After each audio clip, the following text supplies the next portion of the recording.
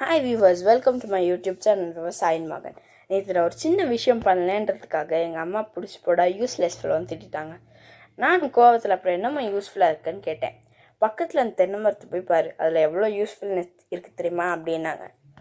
நானும் அதுலேருந்து பெருசாக என்ன கிடைக்க போகுது, தேங்காயும் இளநீ மட்டும்தான் கிடைக்குதுன்னு பார்த்தா அதில் அவ்வளோ விஷயம் இருக்குது. நான் பார்த்த விஷயம்லாம் நீங்களும் பார்க்கணுமா? அப்போ இந்த வீடியோவை கடைசி ஸ்கிப் பண்ணாமல் பாருங்கள்.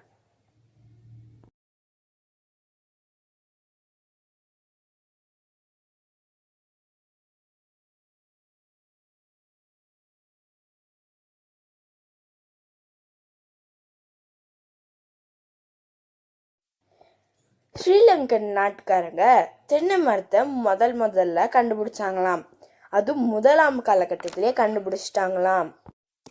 இந்த மரத்துக்கு இன்னொரு பேரும் இருக்காம், ட்ரீ ஆஃப் லைஃப்.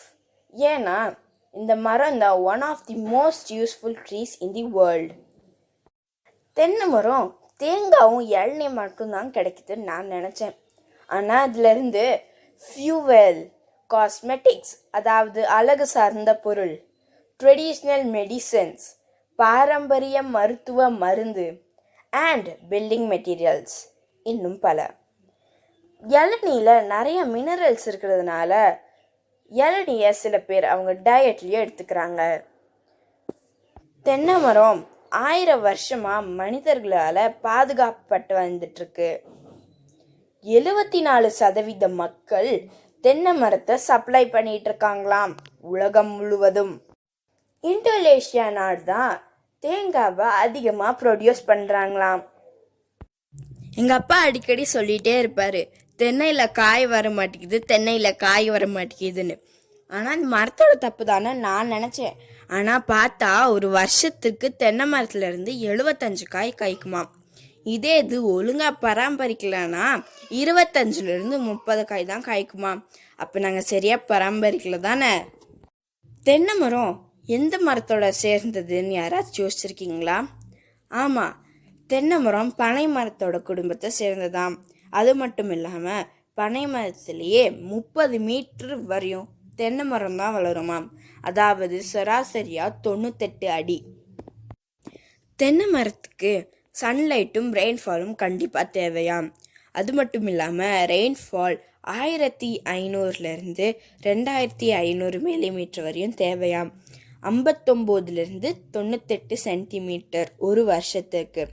ஹியூமிடிட்டி மட்டுமே 70லேருந்து 80%, அதாவது 70லேருந்து 80% ஹியூமிடிட்டி தேவையாம்.